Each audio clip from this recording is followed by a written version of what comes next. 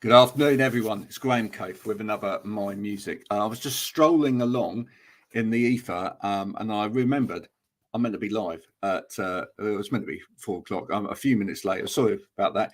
It's because sometimes people phone you, and you just have to take the phone call. But this is much more important than that, of course. I'm going to be talking any minute now to the lads from the Straits. But first of all, we're going to have a man and his laptop showing us how to do it really fashionably.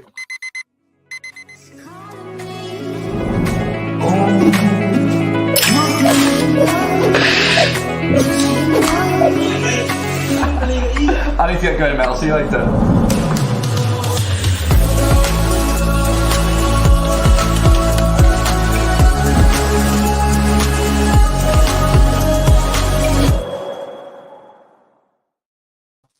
Hello, and there we are, you see. Hello. I love that Christmas jumper, Jack. That you're looking at, aren't you? Kushti. Yeah, Christmas, Christmas. Oh, fantastic. So we have Jack Crash. Is that your real name, Crash? Yes, that's what Mr. and Mrs. Crash named him. Yeah, it is. No, it's not. No. Oh, fantastic. Well, no, they wouldn't have named him Crash, would they? I mean, they would have named him Jack. They would have already been Crash. Yeah. There's the thing. That's how the story goes. Yeah, that's typically how it works. And then we have Michael. So just tell us where you're from and what it is you do in the band. Well, Mike, take it away, boy. So I'm from North Hampshire area, and I play the bass guitar in the Straits. And Jack, what do you do in the Straits exactly? I am jack of all trades, master of the drums. Master of the drums. There you go. And Jack, you're rocking that background as well, right? This is my professional setup. Yeah. Well, it's kind of a, from here, I don't know. It kind of looks like a lemon kind of color. Is that it? I don't really know what it is. It's either the curtain or my neighbour's window. So I figured curtain's a safer bet. It does. So listen, you guys have had a fairly successful 2023. Good kind of start. You know, been picked up by Radio Solent. BBC introducing, etc. Are you been happy with the start? 2022. We're not in 2022 yet. Yeah. Have you been quite happy with this year? Oh yeah, 100%. I mean, me and Mike joke about it quite a few times. We've achieved more in the last 6 months than we have in the last 6 years of knowing each other. This year has been it's technically been our first year as a professional band due to releasing Peace of Mind, our first single, and then straight into lockdown. So this is classed as our first year, and it's been great for us. Yeah. What about you, Michael? You happy as bass player? Who writes the songs, by the way?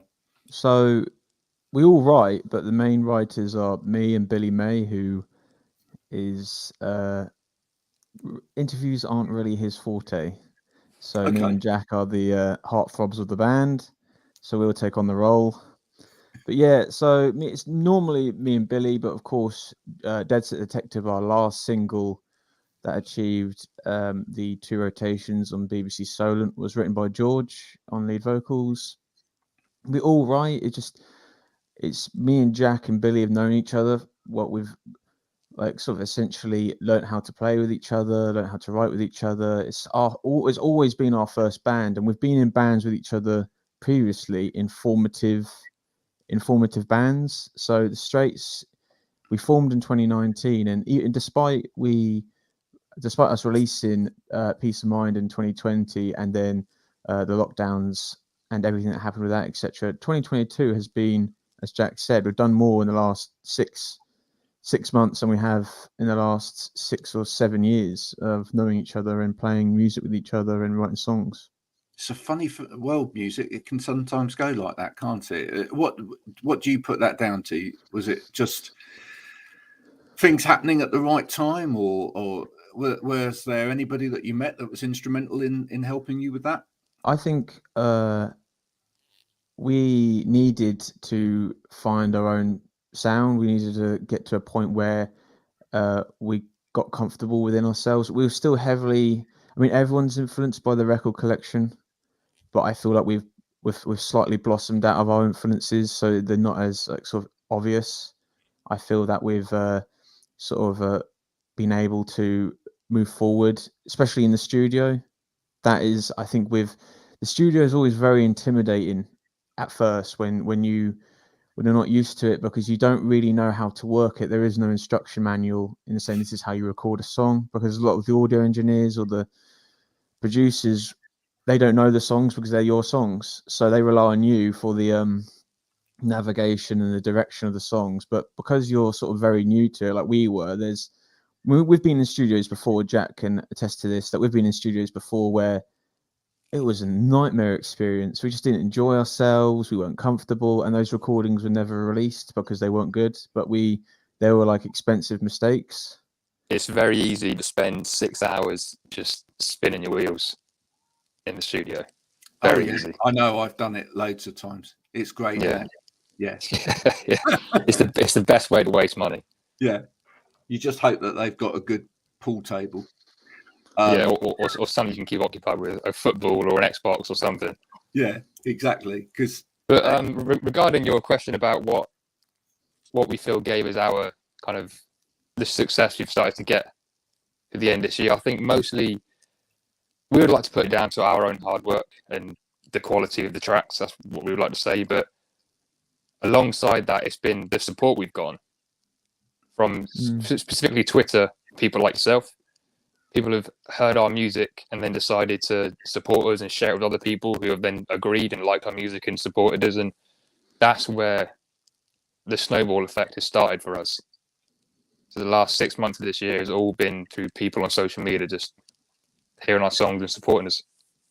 I think especially since the release of Another Way, which is probably, I mean, it's very difficult to gauge in terms of what you count as a success, especially at our level. But I mean, even to just get releases out is a massive step. But Another Way coming out in June really gave us some attention in the right way. We've got some really good airplay in Canada on college radio stations and American college radio stations, and that's what got BBC Solent's attention, is because we were getting this airplay from across the pond and in our own back garden, so to speak, that we weren't necessarily getting it. So we're really chuffed to get like BBC Solent, because that was our target for next year, and we've already completed it. So that's one down, quite a few to go. Well, I've seen it as well, though, on Twitter. I mean, I've been doing these music interviews now for the last couple of years, and they've always gone out on Twitter, and people in Twitter have been really very supportive. Thank you very much. But what I've noticed in the last 6 months is that there's become a real hunger for new music, and I guess part of it is the fact that people could go back to gigs, people could go back out and about. But there's a real hunger, especially for sort of English-based guitar bands as well at the moment, and it's lovely to see. And what's great is just the openness that people have got to listen to somebody else. It's not like because I was there, It's not like at the beginning of when Blur and Oasis came out. And there were like some bands that were, catapulted to the front, and nobody would listen to anything else. There were real clear winners and losers.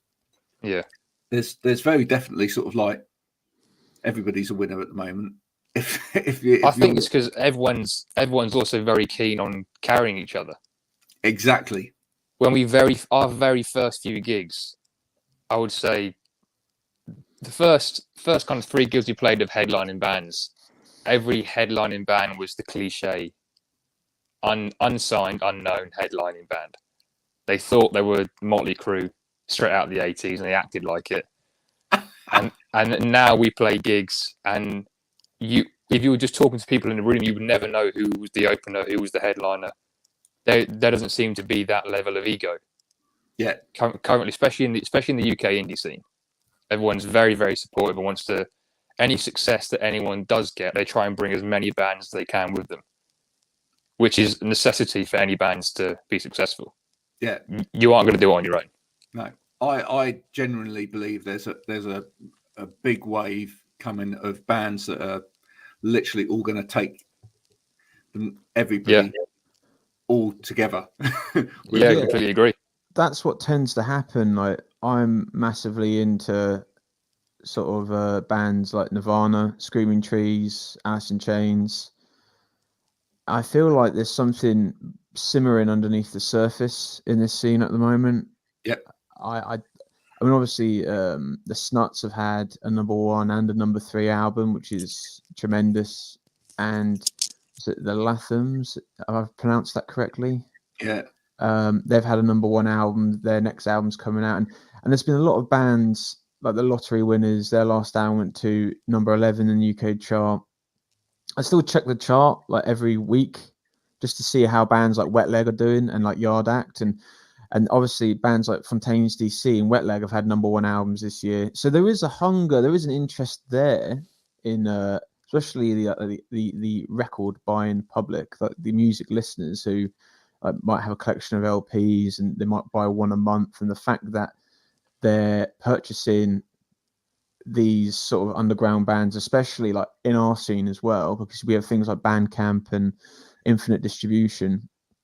It's pretty incredible to see that sort of energy simmering, and I do think it's going to take off eventually. I do think it is going to properly be propelled into the mainstream, but I just don't know when. But I think me and Jack have spoken about it quite a lot in the past, and we've tried to pinpoint it. And I think ever since the Oasis documentary of Supersonic that came out in 2016, I feel that was like the momentum from that is, I think, inspired quite a lot of bands, younger bands, to basically write great songs, and they want to fill out arenas. And luckily that we're in a situation now where there's lots of bands like us. There isn't that rivalry, like there isn't that sort of it's friendliness, it's competitive in a friendly way, if that makes sense. But there isn't sort of trying to snip each other's heels. It's very sort of a healthy scene at the moment, which is fantastic. There's definitely a humbleness there, which I think, and a sort of like almost a shake off of celebrity, which I think is part and parcel of perhaps where society's gone as well. I think the celebrities, I think people are a bit fed up of celebrity to a certain extent. I mean, I think it's because anybody can be a blinking celebrity nowadays, because you just got to make a YouTube channel and stick rubbish on it. But I think ultimately what I'm seeing is, I'm seeing stuff where, 1 minute a band are like playing up on stage in front of an audience, and as you said earlier, the next thing they're busking somewhere, or singing happy birthday to a fan or whatever, and they literally there's complete breakdown between us and them. Barriers.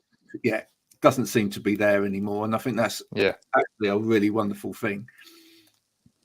Yeah, I think that's quite like a punk ethic as well. Like some of my favorite bands, one of my favorite bands, the Ramones, always had a approachable way about them. And I've met CJ Ramone and Richie Ramone out of surviving lineups, and they've been always very open and very sort of easy to talk to. And I think that's what's great about what we're doing, especially in our scene at the moment. There's no difference between the audience and the bands. Everyone's on the same level. Yeah, and it's the understanding of give and take as well. I think bands understand that you need an audience. You need those people to be there, so you got to treat them as such. Treat them with the respect they deserve, and also people want great bands and great music. Yeah, absolutely. So it's just all round respect. And I think part of it as well is to do with that actually works better when the industry has become what the industry's become, because long ago, you were producing albums, physical albums. the album value was worth more, if you like. Yeah. And therefore, you know, it was kind of like people wanted rock stars at one point. I don't think people want rock stars anymore. I don't think there used to be a mystique. Yeah. To be a rock star was mystique. You never knew who was doing what, who they were doing it with, where they were, until you read it in your local magazine. Yeah. Whereas now, or actually, it's impossible to hide. Yeah, I guess that's part of the thing. I think actually part of it was the fact that, you know, there wasn't the internet, there wasn't, you know, this ability to know everything all of the time and whatever about people, and therefore you could create this mystique. Yeah. And you could kind of separate people off, and therefore people would play on it, and the industry played on it. But now that's not how life goes now. People know, but they want. It's impossible to do that now. Yeah, it's impossible. Yeah, you know.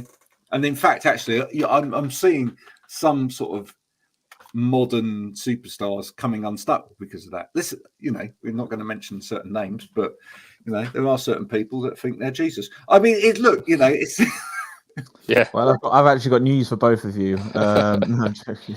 No, I'm joking. There you go. But you know what I'm saying? I think you're seeing kind of like the unraveling of some of that, because actually there is nowhere to hide, and actually that's not the best way of doing it. I mean, I think people want to see people out there that are making music that they feel are genuine and that they have they have an affinity with, and they don't want them to be kind of standoffish when they go and see them at a gig and say hello, you know, and it's like, oh, sorry, I'm on stage now, so so that's good. Where's your favorite kind of places to play then? Anywhere that will let us. Anywhere that will let us. Have you got though, from gigs that perhaps you've been to see, have you got like a venue that you'd really love to see yourself play in 2023? St. Mary's would be great. That'd be a good turnout for us. But I think for me personally, my local venue is the Joiners, Southampton, and we've played there a couple of times. But for us to headline and sell that out would be for me personally. It'd be great to see that next year. That's the kind of that's my top achievement to achieve next year. Well, that's very doable, isn't it, Jack? I'd like to think so. That's why I want to set myself a goal that I think is a humble goal that I could achieve. It's completely there. What about you, Michael? Yeah. Is there a place you'd love to play? That's a very difficult question, because it's because we've been in such a situation where, because when we recorded Peace of Mind, we weren't able to play. I'm sort of happy to play anywhere, if that makes sense. But if someone said to me, if this was a bit of fantasy and someone said to me, you can headline any, if you want to play a venue, I think as Jack said, I think to be able to headline the Joiners and to sell that venue out because of its history and its heritage, it's got something that some newer venues haven't got, and especially because it's our local as well, and bands like Manic Street Preachers, The Verve, Oasis, The Libertines, all those bands sort of standing on the shoulder of giants, so to speak. To be able to play that would be amazing, but we'll have to wait and see. That is a fantastic thing to have in your, you know, minds going into 2023. I really hope that happens for you. I mean, are you both from musical families? Is this a no, or this is something? No, not so. I can guarantee, said Jack, actually the rest of my family listen to Tosh. Yeah, is it? But where did the music come from for both of you then? Michael? Oh, let me think. I should be prepared for this, but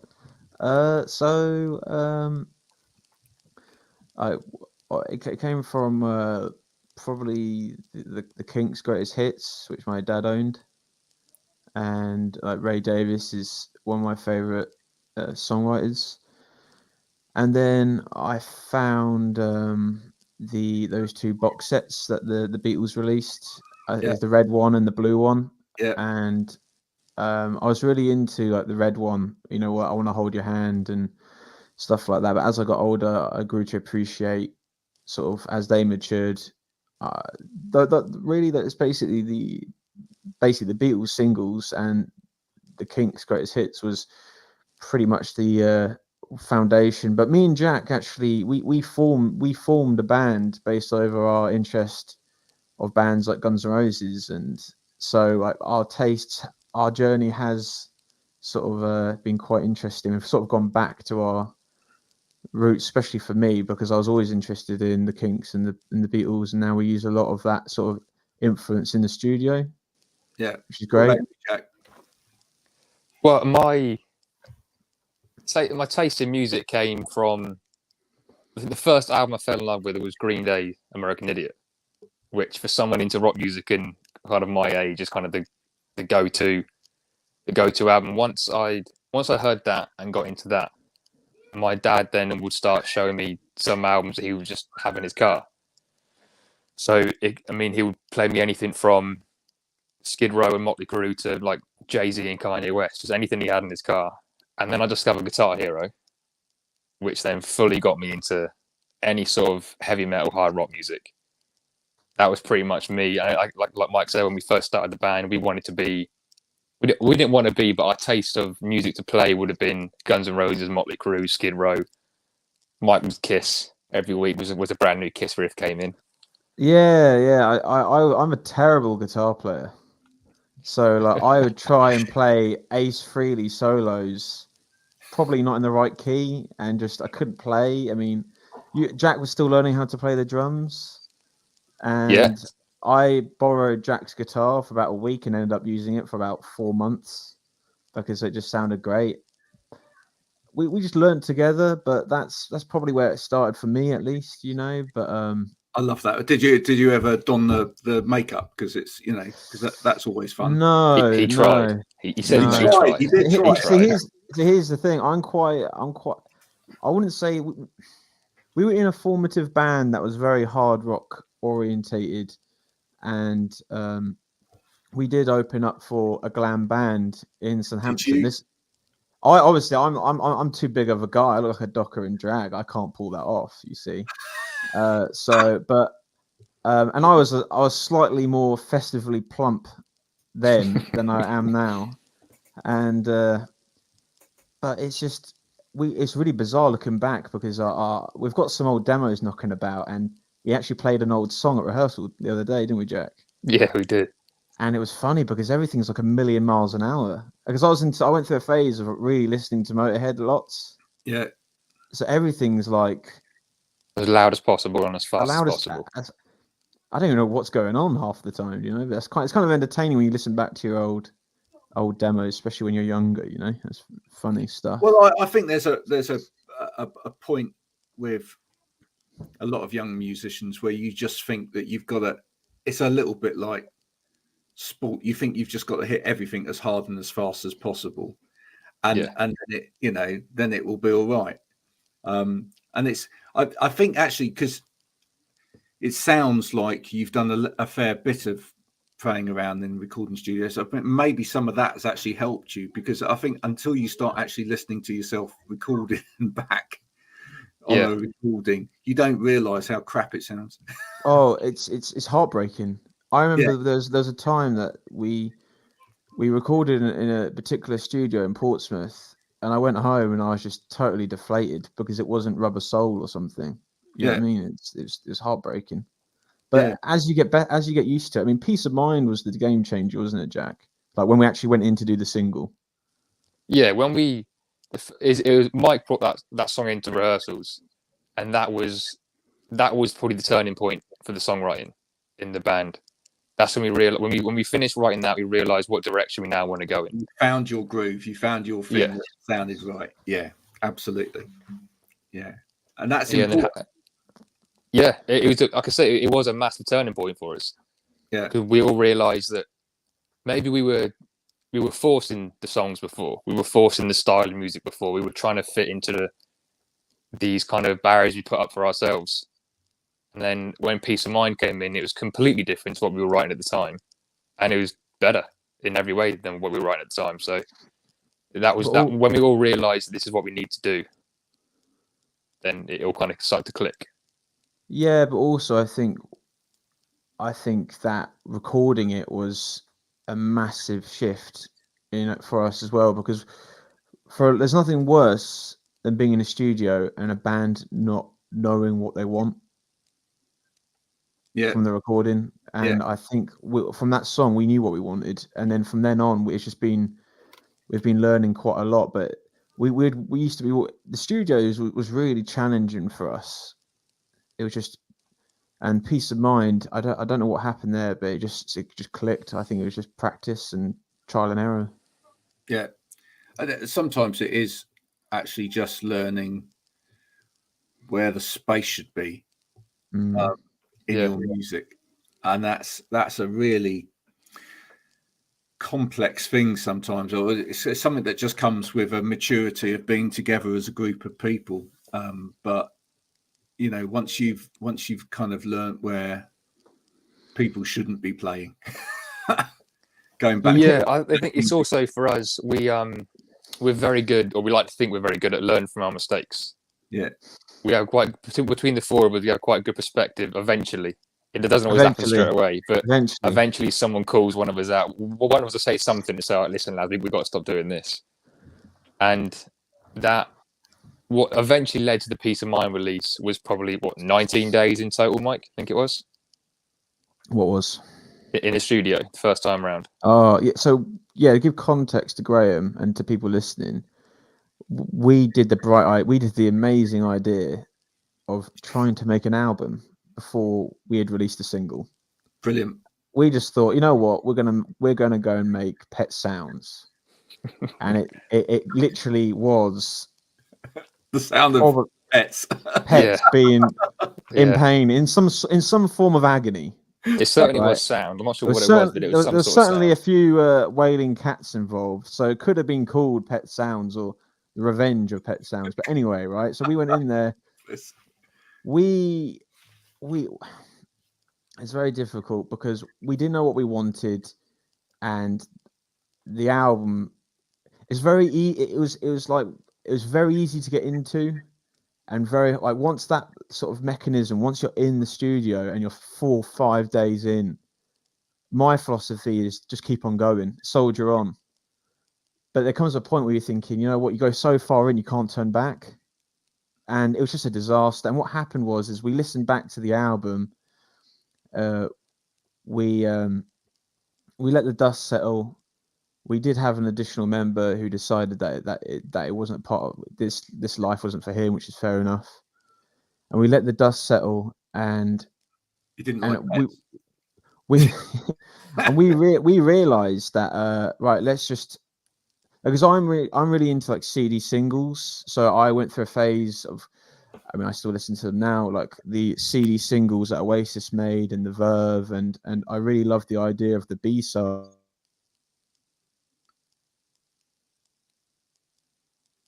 Oh, we've lost Michael for a minute. He's out. He's out. I'm here. I'm here. And he's back in the room. Even though that's like an industry standard, that's sort of 25 years out of date, we're naive enough to go, yeah, we'll just put on B-side. So now it looks like an EP, but we had to sort of abort the album and just pick the best of a bad bunch, in the sense of Peace of Mind was the only single that was out of those 4 tracks, if you listen to the actual release. Yep. And Dream Out Loud is a song we still do in our set, but we just did it as a live acoustic version just to pad it out a bit. But what was great about especially Dream Out Loud is, I think, because of the talking at the start and the talking at the end, everyone who's listened to it has said to us, did you plan that? Because I think when you listen, it does sound a little bit fixed, a little bit fake, but that was, we finished the studio and we ended up finishing about an hour earlier. We went to finish at 6, we finished at 5. And on the way out the door, we kind of was like, oh, let's do that acoustic song we were talking about. So it was quickly turn around, go back in, set a couple of mics up, and then just record it. So the version we've got is the take. That's what you hear at the start where Billy starts playing, and then we didn't know we were live or not, so we stop, and then we realize we are live, so we carry on playing again. It was literally the last hour of the studio. Let's just bang this out quickly and see what happens. And for me personally, at the time, it ended up being my favourite. Yeah. So you've learned some great lessons this year by the sound of it, which is less is more. Yeah. Oh yeah, you can definitely overplay. Yeah. I think sometimes, especially on bass, I feel like I have to do some crazy runs, but sometimes the best thing to do is just serve the song. Absolutely. I think it's something that a lot of musicians really struggle with, which is the song is ultimately the thing that's the important thing. Yeah. I mean, that's our band motto. Yeah. Every time we're writing a song, it's, does the song need it? Does the song want it? If not, get rid of it. Yeah. Just absolutely. And actually, if you look at some of the greatest bands over the years, you have to put ego to one side with that as well. I mean, you've had tracks where you think, well, why is the singer playing a tambourine on this or whatever? But it's ultimately it's a decision of who's the best voice for this. Does this actually need another guitar on this? Drum wise, does it need anything more than a cymbal? But ultimately, if it fits the song and it gives the song what the song needs to breathe, then that's the right decision. 100%. You got to go with your instinct. Yeah. Sometimes you can listen back to something and go, no, that just doesn't work because there's too much going on. I mean, I know when we in the studio are saying it's more guitar, more reverb. Yeah. Isn't it, Jack? Yeah. If anything sounds a bit dodgy, let's throw some more guitar tracks on it, stick a load of reverb on it. And we end up taking it off anyway. So. Right. I mean, having been there when I was younger and spent a lot of time in studios, I think there's a big difference when you learn to play live with a group of other people. Although having said that, I've been in bands where, even playing live, everybody just tries to drown each other out. But playing live, there's an element where you're listening to each other. And as soon as you go into a studio for a band, you're conscious that you've got this equipment there, and it will allow you to multi-track, and it will allow you to put something over something over something over something. And so there's a temptation there to just go, right, well, let's fill that, as opposed to, look what happened. You walked out the door, you walked back in, you plugged in as little as possible, and you recorded it, and it was great. Yeah.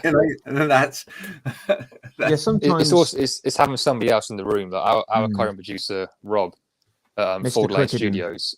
Yeah, he's Saint Rob of Ford. Yeah, he is Saint Rob. He really is. The man he's put up with, but he is that fifth member, and you need someone else you can turn to. Yeah. A lot of bands will say that they have a fifth member in the producer who actually will go, you don't need that. They've got the experience that we haven't got. Yeah. We learn as much as we possibly can every time we're in the studio, but he's always going to have more experience than us because he's been doing it way before we even started playing instruments. But also, if we can't articulate our ideas, he was willing to listen and try and do his best interpretation of what we're trying to explain. Yeah, and that's really good as well. That's really, very good. So what's the ambition for 2023? So we got a new year coming up. Takeover, a hostile takeover. Yes. Of everything. Your local venue, but what else? Would you like to aim towards an album? We're in it, Jack. I've done a lot of talking this evening. I think, and I'm very conscious of that. Our current game plan, we've decided to not look past the summer. So 6 months is where we're going to aim to get to, see where we're at, and then have another plan of attack. But what's worked for us this year has worked for a reason. We're not entirely sure quite yet what the reason is, but it's working. So we're just going to do it again. Yep. And just keep gaining more traction, get more people to stream and release more music videos. People can watch that, and more importantly, get people down to the gigs and meet more bands. That's a big thing for us. We really want to just meet more bands to open up for them to open up for us, do gig swaps, travel up and down the country. I think that's a really good game plan at the moment. I think ultimately bands networking with other bands, and I'm seeing that a lot on Twitter, where one band have become very friendly with another band, and it's that's just led to ultimately a great relationship, which is good, both almost from a business point of view, but also outside of the business as well. I think that's really very sensible. Get yourself aligned to someone, maybe a little bit like I do in my world as well with clients. Find the person that's just at the next level, not so far away that it's going to be a one-off and then that's going to be it, but just a little bit higher than you, maybe a little bit. They've stepped up on the bandwagon a little bit further, and that way you can learn from them, and they're happy to take you along with them, and that's very, very important. I think that's the aim. I think next year, the way I'm thinking, the problem is as a band, especially if you're an ambitious band, if you look too far ahead, you start arguing about the concept of your fourth album. Is it going to be a double one? Do you know what I mean? Yeah. We're very bad at that. And, without opening that Pandora's box, we are in a situation where we're recording singles and we need to gig. I mean, we've got a lot of gigs planned next year. Great. And we aim for opening slots, like you just mentioned, like those bands who are at that next level. We are hopefully getting the opportunity to perform in front of people who are paying to see someone at that next level. So hopefully, fingers crossed, we can break through that barrier as well. We are launching some merch. I've got some design ideas that I'm going to float around to the lads. We're mainly focusing on recording at the moment, and just as Jack said, keeping our eye on the summer and then just reevaluating things. I don't think you can plan too far ahead, because life's not like that, in my opinion, anyway. No, I think it's a very sensible view. Just make sure when you're putting that itinerary out that you look over towards the Exeter Bristol way. I think you're not too far away in Southampton, but obviously then I can come and see you, because this is where I am. There you go. And then we'll play. We'll definitely play. Oh yeah, I mean we'll be over there. I think the aim is this year is because of lockdowns and because of 2022, there's a bit of a backlog, a lot of rescheduling of the bands that are meant to play in 21. We aim to really hit the road next year quite hard, so hopefully our paths will cross. But a lot of driving involved, a lot of service stations. Yeah. I'm still waiting for an ultimate song about a service station. So if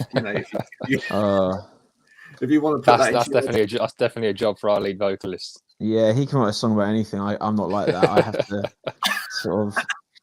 He can honestly. I think service stations are a great source of value and entertainment. I mean, you could. I even wrote a pilot for a radio comedy once around service stations, because if you think about it, it's great. People just come and go, so you can bring any character in and get rid of them really quickly, and it doesn't look sus, does it? That's very interesting. Actually, that's very interesting. That's a good because a lot of people have tried supermarkets and hasn't been able to pull that off in the comedy world. No, but service stations, you could do that. Yeah, and service stations are, they're a little bit more multi-dynamic. They're a different world as well. They're a very different planet. With a supermarket, we all inhabit them, so we all know them. Yeah. But, service stations are a bit otherworldly, especially at 4:00 in the morning. Very weird. Wow. So there you go. Maybe there's the task. There is a concept album in that. There is. You've That's heard our of fourth album sorted. Fourth album sorted. There you go. You've heard of this is going to put Quadrophenia in the shade. This service station album. I'll tell you that right now. Tommy, forget about it. Yeah. Forget about it. The Wall Service comes station. second. Yeah. Jack, Michael, I wish you both a very Merry Christmas. Hope you have a lovely time. And I look forward to perhaps seeing you at a gig somewhere. Yes. 100%. 2023. But just keep on doing what you're doing because it's amazing and it's really good. If people want to get hold of your music or listen to you, you mentioned Bandcamp. What's the Bandcamp ID so that they know where to go? Just type in the Straits into Bandcamp search. And that's so easy, isn't it? Yeah. How can you do that wrong? And once the merch is there as well, buy the merch. Yeah, that'll be on Bandcamp as well, because I think I'm looking at a lot of bands that are up and coming at the moment, bands like Coach Party and the Bug Club. And I'm essentially seeing how they're progressing. And now I'm just sort of saying, well, we'll just follow what they're doing. That's essentially it, isn't it, Jack? Yeah, it worked for them. I'm sure it worked for us. Yeah. And don't forget my idea, which I've mentioned to many other bands, and some people have already taken up the idea, which is when you start doing your merch, remember to do T-shirts where it says on the back, I listen to the Straits on, and then a list of their favourite streaming platforms. And the idea is that they give you £10 or more for the T-shirt, so that they don't feel guilty about listening to it on streaming. You see, it's just fine. Oh, okay. Yeah. It's a really great idea, and if you know, guilt trip them. Exactly. You see, and actually on the front somewhere it says, I've paid the band for my streaming by buying the T-shirt. This T-shirt was purchased as a result of emotional blackmail. Exactly. There you go. That's a great line to put on it. If we have more bands doing that in 2023, we could have a really great year for bands, because bands will actually get paid for their music. There we go. Jack, Michael, it's been a pleasure talking to you today. Cheers, Graham. Cheers, thank you. Bye for now. Thank you very much. Take care. Bye-bye.